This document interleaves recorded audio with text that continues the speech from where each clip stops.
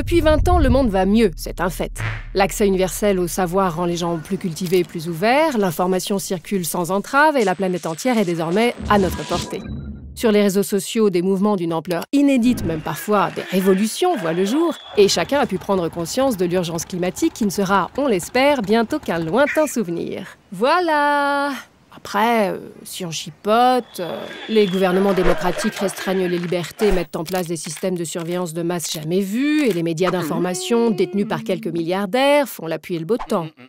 Des bulles de filtre nous enferment dans les points de vue de nos cercles de potes Facebook, la tolérance disparaît et la peur de l'étranger grandit dans tous les pays. Nous devenons des ouvriers du clic au service d'immenses multinationales et de fausses informations se diffusent plus vite qu'une traînée de poudre. Alors, faut-il avoir peur d'Internet ? Mine d'information ou manipulation de masse? Nouveau pouvoir ou asservissement? Bon, ça nous fait de quoi causer tout ça. Bonsoir et bienvenue dans la première de Turfu Express en direct ici du Maïf Social Club. N'importe quoi. C'est-à-dire on n'est pas en direct. Si, en direct.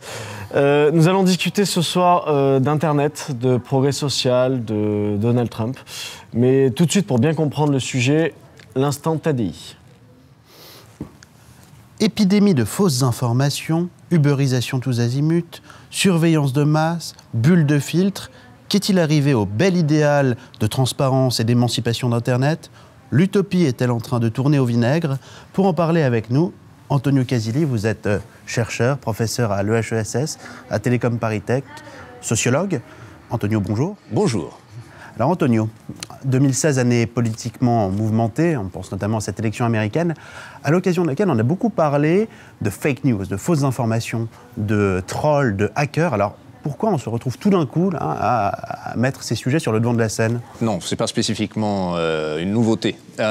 Au fait, de fake news, on en parle depuis longtemps. Si vous vous rappelez, cycliquement, plusieurs plateformes d'Internet sont visées par cette polémique. Par exemple, Wikipédia, le fait que l'information sur cette encyclopédie participative ne soit pas complètement validée ou validable ou sujette à controverse. Dernièrement, à l'occasion évidemment de l'élection présidentielle américaine, on s'est concentré sur les fake news qui ont fait surface dans la sphère politique. Et donc, précisément, c'était des informations qui visaient à influencer les opinions politiques des votants. Ce qui est nouveau est cette attention, ou plutôt cette véritable haine qui s'est déchaînée contre certains aspects de la vie en ligne. En particulier, le fait qu'elle soit régie par des règles, que sais-je, de sociabilité affinitaire, donc le fait de pouvoir choisir ses amis sur les réseaux sociaux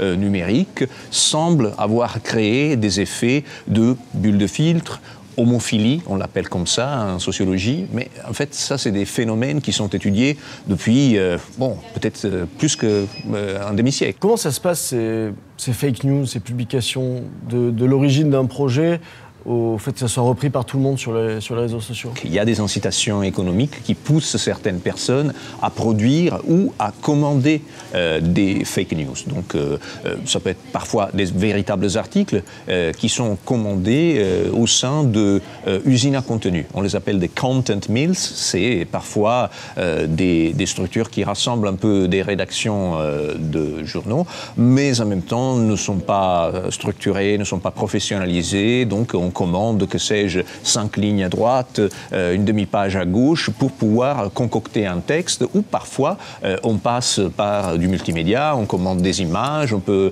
faire circuler des mèmes, et tout ça est finalisé exclusivement à obtenir un maximum de clics. Et alors de ce point de vue-là, il faut aussi voir qu'il y a un certain cynisme des personnes qui choisissent les informations à circuler, et qu'il y a aussi un enchaînement entre des plateformes très visibles et généralistes, comme encore une fois Facebook, ou Instagram ou Twitter, et des plateformes un peu plus cachées, voire des communautés de conversation et des forums d'échange.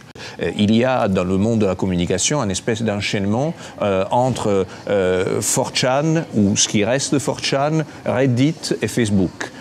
À même où une information outrancière commence à circuler. Vous pouvez nous préciser ce que c'est, les 4chan? 4chan, c'est un forum d'images, surtout, et c'est c'est l'endroit dans lequel, par exemple, certaines grandes tendances d'Internet des dernières années sont dégagées. Par exemple, Anonymous a fait surface sur 4chan. C'était d'abord des plaisantins et des trolls de 4chan qui se sont constitués à un collectif politique. Mais 4chan est aussi l'endroit de tous les pires images et les pires mèmes du monde et les pires blagues sans aucun respect pour aucune contrainte morale. Donc de ce point de vue-là, c'est aussi l'endroit dans lequel certaines tendances se manifestent. Donc les trends en termes de culture numérique se manifestent là-bas. Et après, ils passent et se normalisent dans Reddit, qui est un forum de discussion, un ensemble de forums de discussion, on va dire comme ça, pour faire rapide. Mais c'est aussi un endroit dans lequel les publicitaires, les communicants, les gens qui reniflent les tendances, même du point de vue politique, vont se servir. Et par la suite, ils récupèrent et normalisent davantage ces contenus et les circulent dans les réseaux généralistes sur lesquels vous avez aussi vos parents ou vos enfants ou vos grands-parents et ainsi de suite. Mais oui, Madame Le Pen, ne plaisantez pas avec ça. L'institution judiciaire... J'espère qu'on n'apprendra pas Madame que Le vous Pen. avez un compte offshore aux Bahamas ou je sais pas, j'en sais rien. Un compte aux Bahamas? Ok les mecs, donc on récapitule 22h58, le débat d'entre-deux tours fait rage, et là, Marine balance le pavé dans la mare, le compte en banque aux Bahamas.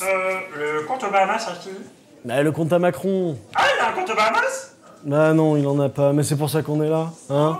Bref, 22h58, Monsieur Macron, il faudrait pas qu'on vous trouve un compte aux Bahamas, nanani nanana.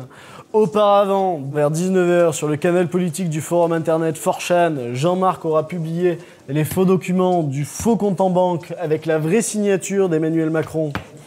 La vraie signature, Henri Brice? Non, c'est pas la vraie signature, c'est nous qu'on l'a faite, mais c'est pareil, ça marche, c'est tout. Si je lui permettre les piètrements d'imiter. Bah écoute, il y a un E, il y a un M, Emmanuel Macron en marche, ça marche, c'est tout. Donc, l'information circule sur 4chan, puis transite via des comptes d'extrême droite russes et américains vers le site d'information alternative, Disobedient Media. De là, commencent à apparaître sur des forums français d'extrême droite des messages tels que « Balancez ça sur Twitter », « Envoyez ça sur Wikileaks et sur tous les médias alternatifs » ou encore « Je pense que ça aidera la cause, même si c'est faux ». Parce que là, on dit que c'est faux. Bah oui, on est entre nous, on s'en bat les steaks. Donc, arrive 23h, Marine lance l'offensive et on sort sur Twitter les hashtags MacronLeaks et Macron cache-cache. Excellent, Henri Brice. Macron cache-cache comme c'est piquant. Ouais, on a bossé. Bref, raz-de-marée médiatique, Macron aux fraises, Marine présidente. Oui, mais si ça marche pas... Eh ben, on appellera Vladimir.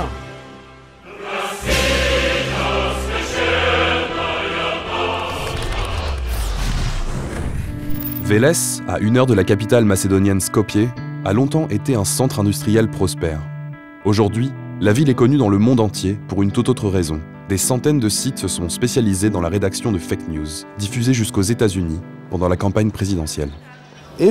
Si un site créé à Vélès crée du contenu ou en relais avec tellement de succès que cela influe sur le résultat des élections américaines, je peux vous assurer que cette machine, cette organisation, fonctionne toujours à l'heure d'aujourd'hui.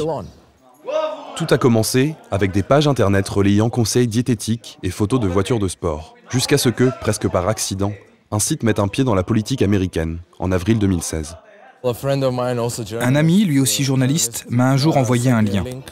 On avait découvert que plusieurs sites, localisés à Vélez, produisaient des infos bizarres, étranges. À cette époque, le terme fake news n'existait pas encore. Mais pourquoi tout cela se déroule-t-il à Vélez ? Vélez est un cas à part, puisque c'est une des villes les plus touchées par la dislocation de la Yougoslavie. C'est vraiment une ville défavorisée, sans être si petite d'ailleurs. Elle est dans le top 5 des plus grandes villes de l'ex-Yougoslavie. Mais elle reste très mal en point, surtout parce que toutes les usines de l'ère communiste ont arrêté de fonctionner. Officiellement, le taux de chômage est de 22-23%, mais au niveau des jeunes, ça tourne plus autour de 50%.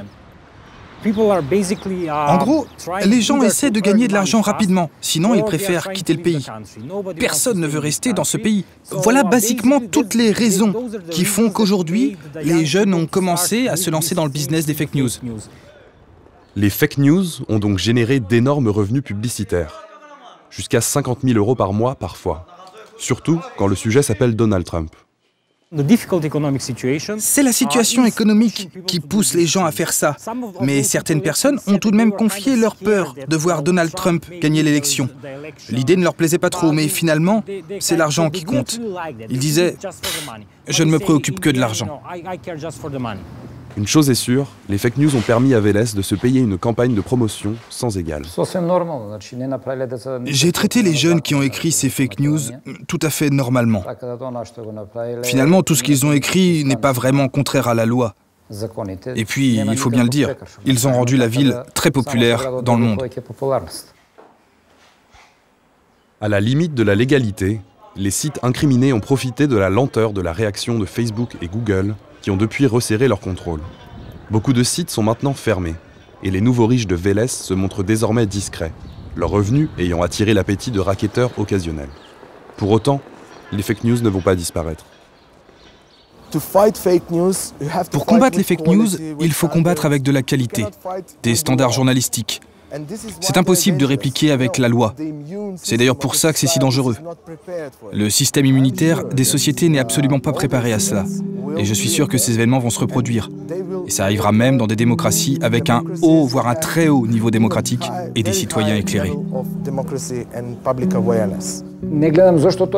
Si j'ai l'occasion, j'offrirai à ces jeunes un poste d'ingénieur informatique à la mairie. Ils ont fait du super boulot. Bravo.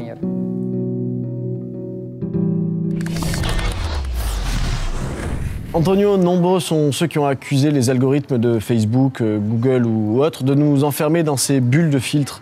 Vous avez une opinion un petit peu différente, je crois. Oui, l'opinion différente consiste un peu à voir, envisager Internet comme une usine. Et donc, dans une usine, vous avez des machines, c'est clair, mais vous avez aussi des travailleurs. Et de ce point de vue-là, les algorithmes sont les machines, et nous tous et toutes, nous sommes les travailleurs de cette usine à contenu, usine à data, et ainsi de suite. Et alors, de ce point de vue-là, le fait de se concentrer exclusivement sur les algorithmes, dire que c'est leur faute à eux, ça veut dire qu'en gros, on oublie que quelqu'un a choisi ces algorithmes, les a conçus, et surtout qu'on a autour de ça mis en place tout un tas d'incitations économiques, de modèles d'affaires qui, en gros, favorisent le partage de certaines informations plutôt que d'autres. Après, il y a aussi le fait que derrière cette économie visible d'Internet, il y a aussi une économie invisible. Et cette économie invisible est faite, elle est invisible parce qu'elle est ailleurs, c'est-à-dire dans des pays tiers, dans des pays en voie de développement ou dans des pays émergents. Et donc, c'est l'économie des fermes à clics. Les fermes à clics sont des structures dans lesquelles vous avez des centaines, parfois des milliers de personnes qui, à longueur de journée, sont devant des postes ou alors devant des dizaines de mobiles et qui cliquent à droite et à gauche. Et qu'est-ce qu'ils font quand ils cliquent? Parfois, ils testent des applications. Parfois, ils réalisent des petits likes sur des contenus que des marques ou des hommes politiques ont mis en ligne et parfois partagent ou deviennent fans de pages spécifiques sur les réseaux sociaux. Alors, vous voulez dire que Donald Trump est allé embaucher des travailleurs du clic mexicains? Ah oui, lui en particulier. Ça s'est passé comment sur la campagne américaine en fait? Il s'est passé en gros que, à part les quelques fans qu'il avait déjà sur sa page Facebook, il y a eu un moment où le nombre de fans a monté d'une manière exponentielle et d'une manière assez un peu suspecte parce que ces fans ne venaient plus des États-Unis. Ils étaient, sur la base de leur adresse IP, on a pu le dire, originaires d'Indonésie, Malaisie, Mexique, Colombie. Dernièrement, par exemple, je voyais une annonce sur une plateforme dans laquelle on faisait du trafic de micro-travail, c'était 50 000 likes pour $30. Donc ça fait vraiment beaucoup moins qu'un centime par like, 0,06, etc. C'est ce qu'on appelle, je crois, alors, le digital labor. Est-ce qu'il faut, alors vous nous en direz un mot, mais est-ce qu'il faut établir une forme de parallèle avec le phénomène très médiatique de Uber et des petits jobs qui se développent dans l'économie numérique? Oui, plus qu'un parallèle, c'est vraiment un continuum.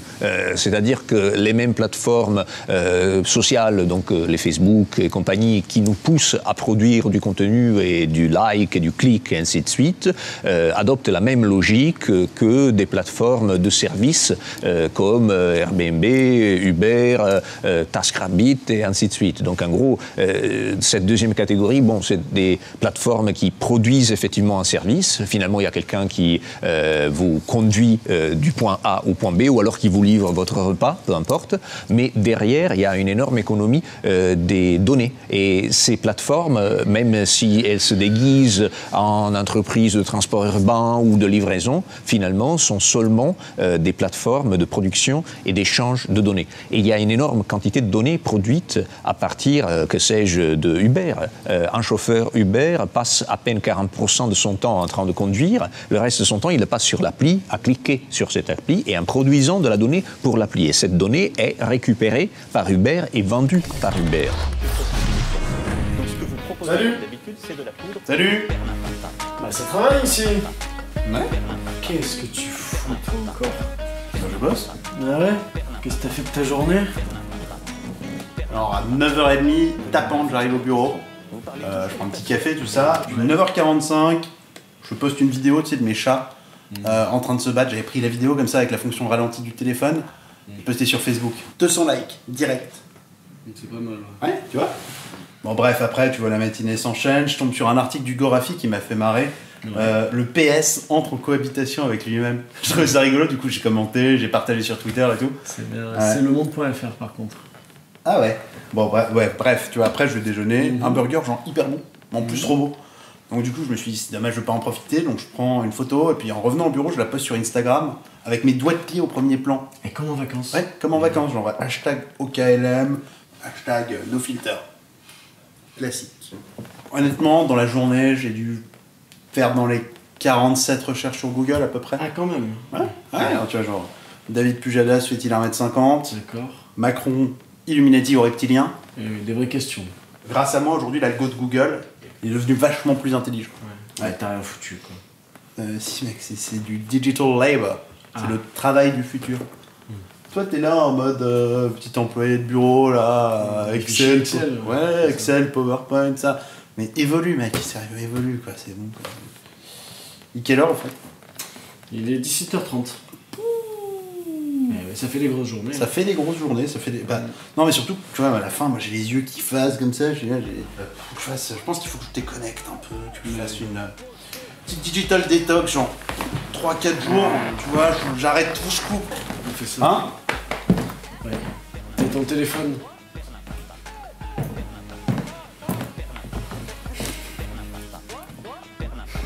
Lol. Tu vas voir Marc-Antoine, là, a priori, je nous ai trouvé un petit endroit qui est vraiment cool, qui est complètement paumé. Et l'idée, c'est juste de profiter d'être dans un cadre complètement déconnecté pour que toi, tu nous parles de ton expérience qui a l'air quand même assez dingue. Parce que de ce que j'ai compris, t'es parti 3 mois à New York complètement coupé numériquement, c'est ça? Ouais, c'est ça. Sans internet, sans ordinateur, sans téléphone portable pendant 3 mois. Il y a eu à l'origine l'envie de mettre en pratique des grands concepts, des grandes idées et essayer de vérifier ce qu'on disait sur la déconnexion numérique. Voir si effectivement j'allais me sentir mieux, si j'allais me sentir plus connecté aux gens, si j'allais me sentir plus connecté à moi-même. Tu vois, on a vraiment cette image d'Épinal selon laquelle quand on retourne à l'essence des choses, on se ressource et quand on se ressource, on se sent bien. Moi j'avais l'impression en fait qu'en quittant le numérique, je me sentirais mieux. Et je me suis trompé. Tu t'es trompé. Ouais, 2 premières semaines, je me sens super bien parce que je me sens super libre. En plus, je trouve un appart en 5 jours, c'est génial. En 10 jours, je suis en contact avec 2 assos, donc je commence déjà en fait à rencontrer des gens, faire des projets, organiser un tout petit peu mes horaires. Je passais beaucoup de temps à errer dans la ville, tu vois, à me balader, à parler à des gens dans la rue, genre à m'asseoir sur des bancs et tout, à faire des choses hyper simples comme ça. Sauf qu'en fait, je me suis rendu compte que je passais aussi beaucoup de temps dans ma tête.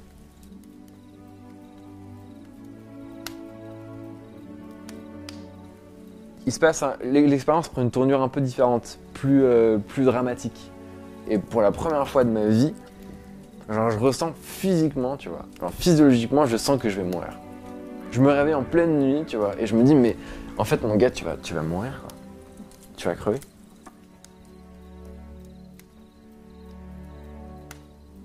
Je peux pas taper dans Google qu'est-ce que ça veut dire que d'avoir peur de la mort, tu vois. Je suis obligé d'avoir cette réflexion tout seul. Je peux pas contacter directement de manière instantanée quelqu'un de proche pour lui confier en fait la lourdeur, la pesanteur, tu vois, de ce truc. Et là, j'ai mis l'hypothèse qu'en étant tout le temps sollicité par mon environnement, par la technologie, par mes habitudes de vie, j'avais absolument pas conscience que un jour je serais face à l'isolement de ma propre existence, tu vois. Tout était plus intense. Et mon contact avec les gens était très intense parce que j'étais tellement dans l'attente, parce que très souvent très seul, que dès que j'avais l'opportunité en fait, d'échanger avec quelqu'un, c'était génial, quoi. C'était vraiment génial. Et là, du coup, ça change vraiment la nature de l'expérience. Parce que moi qui suis parti en me disant, en me déconnectant numériquement, je vais être beaucoup plus heureux, je me rends compte en fait, en me déconnectant numériquement, je me sens très isolé. Et qu'en étant isolé, en fait, je fais face à des questionnements d'ordre métaphysique très importants, très intenses, et auxquels j'ai absolument pas les réponses et absolument pas la main, tu vois.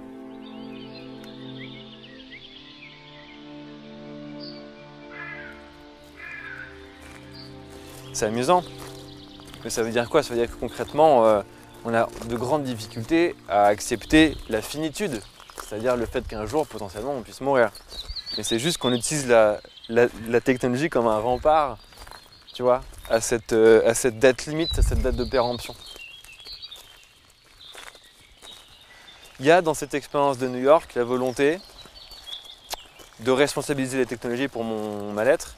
Et finalement, en fait, j'ai échoué à responsabiliser la technologie pour mon mal-être parce qu'en fait, je me suis pas senti beaucoup mieux. Mais je me suis senti mieux le jour où moi j'ai pris mes responsabilités. Enfin, j'avais cette croyance que, en écartant la technologie de ma vie, je me sentirais mieux.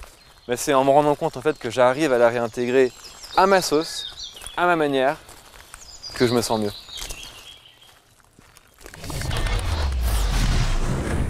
Antonio, après tout ce qu'on s'est dit, est-ce que Internet peut encore être porteur de progrès ? Je le crois, je le pense, oui. Internet peut être porteur de progrès. En même temps, il ne faut pas se faire l'illusion que le progrès arrive de manière linéaire et spontanée. Le progrès est quelque chose qu'on fait au fil des luttes et au fil des revendications. Donc la question est d'abord identifier les luttes qui sont aussi des luttes sociales et politiques qu'il faut mener sur Internet pour éviter qu'ils deviennent un cauchemar dystopique. Alors par exemple la lutte pour la protection des droits des micro-travailleurs et des travailleurs que nous toutes et nous tous sommes, se passe aussi sur Internet. L'organisation des mouvements et la structuration de ces mouvements est l'ingrédient qui va permettre justement à Internet de devenir ou alors de continuer à être une arène politique majeure. Mais trop souvent, on a cru que cela allait se passer de manière spontanée. Antonio, c'est un peu déprimant tout ça. Est-ce qu'on a des pistes d'action concrètes ? Si, on a plein de pistes concrètes. Moi, je peux en indiquer 3, par exemple. Les syndicats, les décideurs publics et la société civile, surtout la structure des coopératives. Aujourd'hui, les syndicats, en France comme ailleurs, ont un manque cruel de compétences sur le numérique et sur le travail au sein du numérique. Ils conçoivent le travail au sein du numérique comme une menace, à la limite. Et donc, il faut les accompagner dans ça. L'autre piste est celle de la législation. Et encore aujourd'hui, on a vraiment du mal à voir comment légiférer sur Internet d'une manière, on va dire comme ça, saine. D'abord parce que même au sein, par exemple, de la culture d'Internet, on ne voit le législateur que comme un danger. Il va réguler et donc il va étouffer cette spontanéité d'Internet. La spontanéité d'Internet n'existe pas. Internet est ancré à des réalités de terrain, il est ancré au monde réel et donc finalement il y a aussi certaines inégalités et certaines différences qui sont encore là et le législateur aide aussi à lisser ces différences et ces inégalités. Et la troisième piste, c'est par exemple le mouvement coopérativiste. Il y a un énorme mouvement qui se met en place de coopérativisme des plateformes. Certains adhèrent, certains ont des critiques, mais d'abord c'est un renouveau du mouvement mutualiste du siècle passé, et de l'autre c'est aussi une manière d'imaginer des plateformes numériques qui soient égalitaires et qui soient plus équitables. Vous parlez de la réglementation d'Internet. Alors, il y a eu des tentatives. Est-ce que ça a été bien fait ? Est-ce que les hommes politiques, les élites sont déconnectés ou est-ce que c'est les acteurs du numérique qui doivent monter au niveau politique? Comment on avance sur ce sujet? Les élites ne sont pas particulièrement déconnectées. Enfin, je veux dire, les élites politiques ne sont pas plus déconnectées que les journalistes ou les profs universitaires ou les communicants. Enfin, je veux dire, les compétences sont inégalement distribuées, c'est clair. Vous allez toujours tomber sur un vieux crouton qui n'est pas capable d'allumer un ordinateur, on est d'accord. Mais en même temps, il faut vraiment dépasser ce poncif selon lequel les hommes politiques ne sont pas capables de comprendre le phénomène numérique. À mon avis, s'ils font des mauvaises lois, c'est parce que ces lois sont faites à partir de consultations, auditions et formes de lobbying de la part de certains groupes industriels qui cherchent à protéger leurs intérêts. Et on le voit à chaque fois qu'on a affaire, hélas, à des lois de surveillance de masse. De ce point de vue-là, malheureusement, en France, on est bien servi depuis des années et des années. Et à chaque fois que vous cherchez à monter une loi qui soit capable de respecter les libertés individuelles, vous vous heurtez à un mur de lobbyistes de telle ou telle société de capitalisme de surveillance qui cherchent à imposer leur vision, qui cherchent à défendre leurs intérêts et qui font finalement une mauvaise loi. Mais ceci veut aussi dire qu'il y a un rôle important de la société civile et des associations de la société civile pour se faire entendre. Alors, que fait-on? On siffle la fin de la récré? On débranche Internet et on recrée bien gentiment le modèle social de papa? Bah non. On prend les choses en main. On forme des collectifs pour se réapproprier notre travail, notre gouvernance. On bâtit des communautés en ligne et hors ligne et on s'organise en réseau. Et figurez-vous que ce futur-là n'est pas juste une lubie d'Italien à boucle d'oreille. La CIA a posé sur le bureau du nouveau président un rapport sur l'état du monde en 2035. 3 scénarios possibles, vous allez voir, ça va vous plaire. Scénario 1, repli nationaliste généralisé, la peur du prochain, des murs partout, bref, les vacances en Asie, c'est fini. Scénario 2, tension entre puissances régionales, propagande d'État, puis guerre nucléaire. Bonne soirée à tous. Scénario 3, des communautés transnationales en tout genre prennent le relais d'États affaiblis, élargués au niveau local, incompétents au niveau international. Alors forcément, il y a du changement. Tout ne sera pas rose, mais la dernière option semble quand même vraiment plus sympa.